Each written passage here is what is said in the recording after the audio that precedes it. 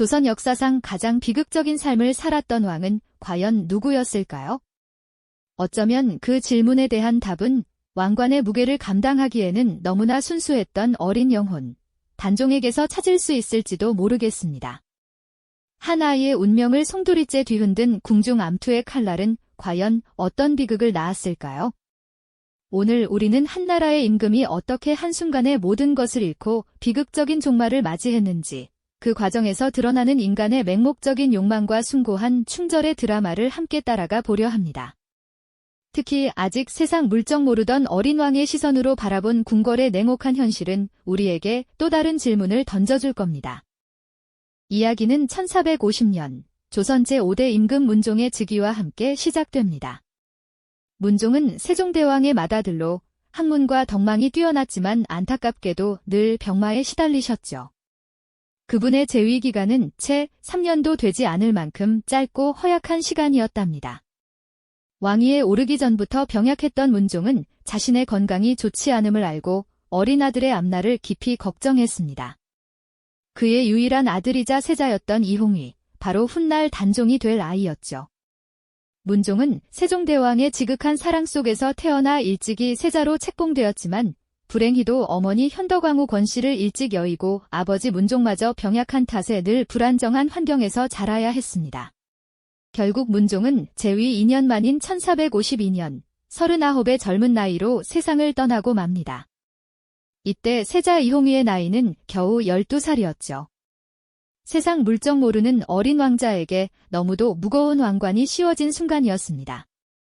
조선의 제6대 임금으로 즉위한 단종은 그야말로 바람 앞의 등불과 같은 존재였습니다. 용상에 홀로 앉아 신료들을 내려다보는 어린 임금의 모습은 어쩌면 기대감보다는 위태로움과 불안감으로 가득 찬 그림이었을 겁니다. 대신들은 어린 임금의 손발이 되어 국정을 이끌었지만 그들의 어깨 위에 놓인 부담감은 이루 말할 수 없었을 겁니다. 특히 영의정 김종서와 좌의정 황보인 같은 원로 신료들은 문종의 유지를 받들어 어린 단종을 보필하는 데 온 힘을 다했죠. 마치 갓 태어난 아기를 보살피듯 위태로운 왕실을 지탱하셨습니다. 하지만 조선의 정국은 그리 호락호락하지 않았습니다. 어린 왕이 즉위하고 원로 대신들이 국정을 주도하는 상황은 언제나 권력의 공백을 노리는 이들에게 좋은 기회가 되기 마련이죠.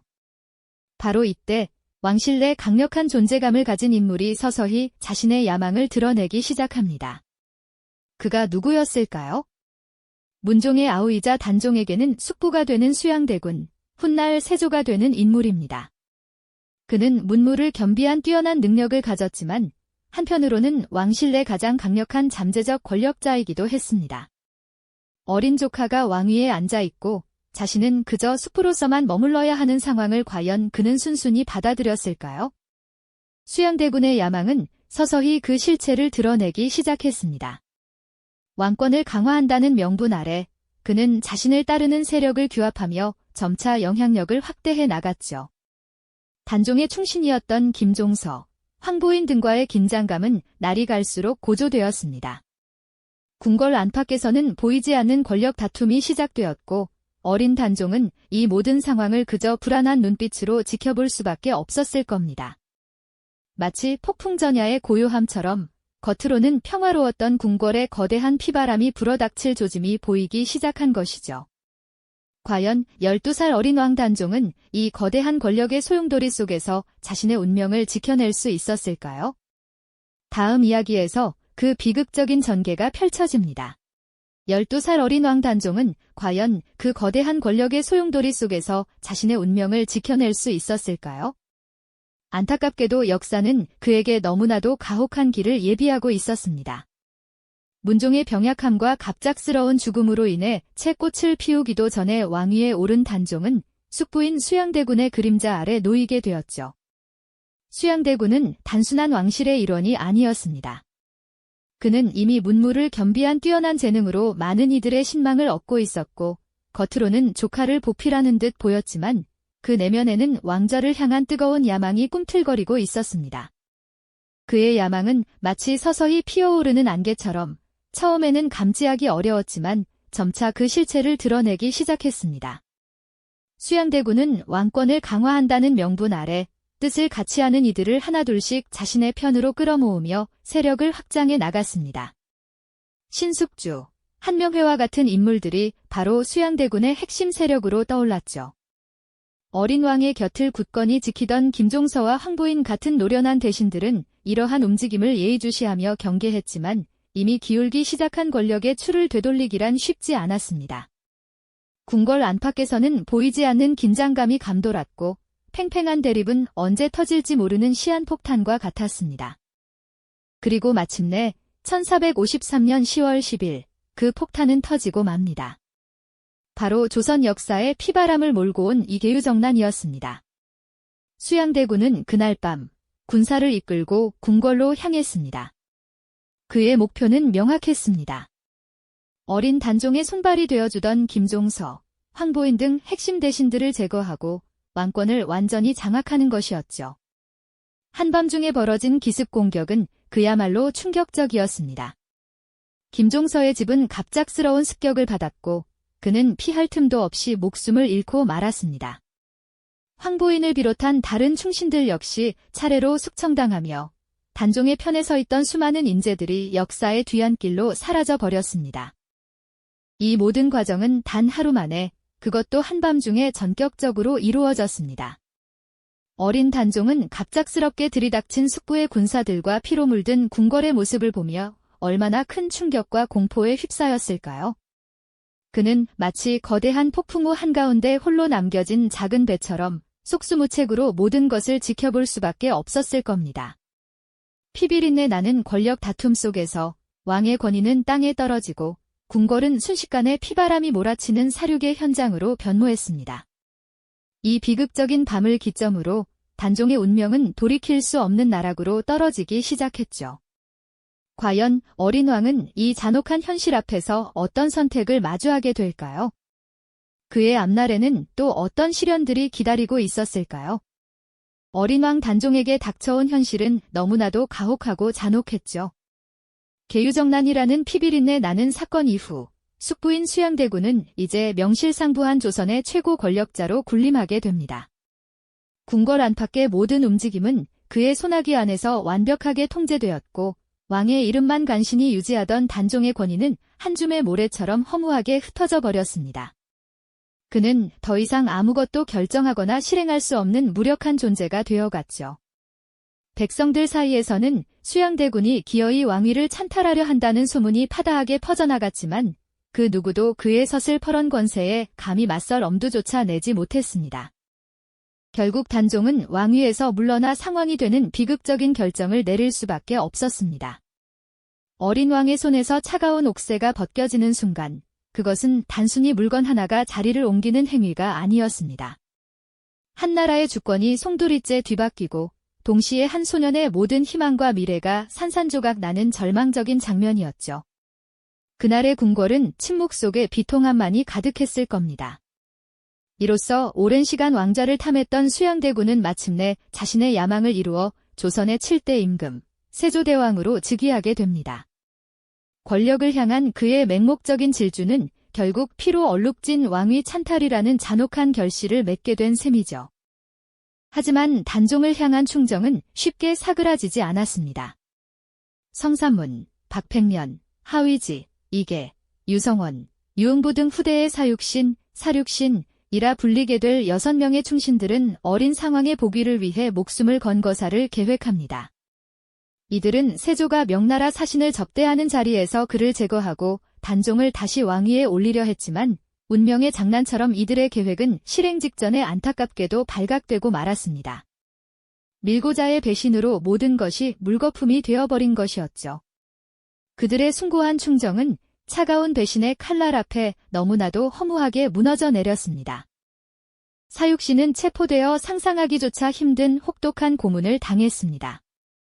불에 달군 쇠로 지지고 살을 찢는 잔인한 고문에도 불구하고 그들은 죽음 앞에서도 불의에 굴하지 않고 단종에 대한 굳건한 충절을 지켜냈습니다. 뜨거운 고통 속에서도 이들은 끝내 세조의 왕위 정통성을 부정하며 의연하게 죽음을 맞이했죠. 그들의 굳은 절개와 충성심은 후세에 길이 기억될 영원한 귀감이 되었지만 당시로서는 그저 비극적인 죽음일 뿐이었습니다. 이 사건은 세조의 왕권을 더욱 공고히 하는 결정적인 계기가 되었고, 동시에 단종의 복위를 꿈꾸던 마지막 희망마저 완전히 꺾어버리는 가혹한 결과를 초래했습니다. 세조는 사육신 사건을 빌미 삼아 단종을 더욱 가혹하게 압박했습니다. 비록 왕위에서 물러나 상왕이 되었지만 그의 존재 자체가 세조에게는 끊임없는 위협이자 부담으로 작용했던 것이죠. 결국 단종은 노산군으로 강등되어 궁궐 밖으로 쫓겨나는 비참한 신세가 됩니다. 한때 조선의 왕이었던 그가 이제는 군의 칭호마저 빼앗긴 채 초라한 신분으로 전락한 것입니다. 이는 단순한 신분의 강등을 넘어 그의 모든 권리와 존엄성이 박탈당했음을 만천하에 알리는 비극적인 선언과 같았습니다. 그리고 마침내 단종은 멀리 영월 땅으로 유배를 떠나게 됩니다. 어린 나이에 홀로 감당하기에는 너무나도 잔혹하고 외로운 운명이었죠. 한양 도성을 벗어나 영월로 향하는 초라한 유배 행렬은 보는 이들의 마음을 찢어지게 했습니다. 푸른 산과 맑은 물이 흐르는 아름다운 고장이었지만 단종에게 영월 청령포는 자유를 잃고 갇힌 새장과 다름없었을 겁니다. 첩첩산중에 둘러싸인 외딴 땅. 그곳에서 단종은 아무런 희망도 없이 쓸쓸하고 고독한 나날을 보내야만 했습니다. 그의 눈에 비친 영월의 풍경은 과연 어떤 모습이었을까요? 어쩌면 그에게는 아름다운 자연조차도 그저 자신의 비극을 더욱 부각시키는 배경처럼 느껴졌을지도 모르겠습니다. 왕관의 무게를 감당하기엔 너무나 순수했던 어린 왕, 단종. 그의 삶은 피로 물든 권력 다툼 속에서 점차 파멸로 치달았습니다. 한때 그가 거닐던 궁궐의 화려함은 이제 기억 속 아련한 그림자일 뿐, 그를 기다리는 것은 적막한 유배지에서의 끝없는 고독과 절망뿐이었습니다. 과연 단종은 이 모든 시련 앞에서 어떻게 자신의 마지막을 맞이하게 될까요? 역사의 칼날은 그에게 또 어떤 비극을 새겨 넣을까요? 이제 그의 운명은 돌이킬 수 없는 마지막 비극을 향해 나아가고 있었죠. 돌이킬 수 없는 마지막 비극을 향해 나아가던 어린 왕 단종. 그에게 허락된 마지막 시간은 영월 청령포의 적막함 속에서 차갑게 흘러갔습니다. 고작 17의 나이, 한때 조선의 왕이었던 그는 결국 그곳에서 쓸쓸히 생을 마감해야 했죠. 권력을 향한 맹목적인 욕망은 이토록 순수했던 한 생명을 처참하게 짓밟았고 그가 짊어져야 했던 고독과 절망의 무게는 감히 헤아릴 수 없을 정도였습니다. 한 나라의 군주가 가장 외롭고 비통하게 삶을 마치는 순간은 그야말로 권력의 무상함과 인간 잔혹함의 극치를 보여주는 비극적인 장면이 아닐 수 없습니다. 사랑하는 가족도 충성스러운 신하도 곁에 없는 유배지에서 단종은 어떤 생각을 하며 눈을 감았을까요? 아마도 그는 마지막 순간까지도 궁궐의 화려함보다는 어미의 따뜻한 품을 그리워했을지도 모릅니다. 권력의 냉혹한 칼날은 이처럼 한 어린 왕의 모든 것을 앗아갔고 그의 죽음은 조선의 역사 속에 지울 수 없는 깊은 상처로 남게 되었습니다. 당시 사람들은 그저 노산군으로 불리던 그의 죽음을 쉬쉬하며 침묵해야 했지만 시간은 흘러 진실을 향한 목소리가 조금씩 퍼져나오기 시작했죠. 수십 년의 세월이 흐른 뒤 단종의 비극적인 삶은 다시금 역사의 도마 위에 오르게 됩니다. 숙종대에 이르러 그의 명예는 비로소 회복의 길을 걷게 되는데요. 폐위된 왕의 신분으로 쓸쓸히 묻혀있던 그의 무덤은 장릉이라는 이름의 왕릉으로 격상되었고 그의 위패는 종묘에 모셔지며 정식으로 왕으로서의 지위를 되찾게 됩니다. 오랜 시간 동안 역사의 그늘에 가려져 있던 단종의 이름이 다시금 빛을 보게 된 것은 그를 향한 백성들의 안타까움과 후대 왕들의 깊은 성찰이 있었기에 가능한 일이었을 겁니다. 하지만 단종의 복권은 단순히 한 왕의 명예를 되찾는 것 이상의 의미를 가집니다. 이는 동시에 계유정난과 세조의 왕위 찬탈에 대한 역사적 재평가의 시작을 알리는 것이기도 했죠. 세조는 강력한 왕권을 바탕으로 조선의 기틀을 다지고 여러 치적을 남긴 뛰어난 군주로 평가받기도 하지만 어린 조카의 왕위를 빼앗고 충신들을 숙청하는 과정에서 보여준 잔혹함은 역사가들에게 끊임없이 비판의 대상이 되어 왔습니다. 과연 권력을 잡기 위한 수단과 방법은 정당화될 수 있는 것일까요? 단종의 비극은 우리에게 권력의 본질과 인간의 욕망, 그리고 충절의 의미에 대해 깊이 있는 질문을 던집니다. 맹목적인 권력욕이 한 어린 생명을 어떻게 파괴할 수 있는지, 그 과정에서 어떤 인간적인 고뇌와 비극이 발생했는지 되돌아보게 하죠. 동시에 김종서, 성삼문 등 단종을 끝까지 지키려 했던 충신들의 숭고한 절개는 우리에게 진정한 의로움이란 무엇인지 다시금 생각하게 합니다. 역사는 흔히 승자의 기록이라고들 하지만 때로는 권력 다툼 속에서 희생된 패자의 이야기가 우리에게 훨씬 더 깊고 큰 울림을 줄 때도 있는 법이죠. 단종의 이야기는 단순한 옛날 이야기가 아닙니다. 시대를 초월하여 권력의 속성과 인간의 윤리적 선택에 대해 끊임없이 질문을 던지는 살아있는 역사라고 할 수 있죠. 우리가 살아가는 현대 사회에서도 여전히 권력을 향한 암투가 존재하고 그 속에서 약자들이 고통받는 현실을 마주하곤 합니다. 단종의 비극적인 삶은 이러한 현실을 되돌아보고 진정한 리더십과 공정함의 가치를 다시금 생각하게 하는 거울이 되어줄 것입니다. 한 어린 왕의 쓸쓸한 죽음 이후 그의 이름과 명예가 오랜 세월 뒤에야 비로소 회복될 수 있었던 역사의 한 페이지는 우리에게 많은 것을 시사합니다. 진정한 역사적 평가는 시간이 흐른 뒤에야 비로소 이루어지는 것이며 그 과정에서 우리는 어떤 교훈을 얻고 무엇을 기억해야 할까요? 단종의 이야기는 그렇게 우리에게 묵직한 여운을 남기며 시대를 초월하여 인간의 본질에 대한 성찰과 함께 스스로에게 질문을 던지게 합니다. 다음 시간에는 이처럼 복잡한 왕실의 계보 속에서 또 다른 비극을 낳았던 인물, 사도세자의 이야기를 통해 조선 왕실의 또 다른 그림자를 파헤쳐 보겠습니다.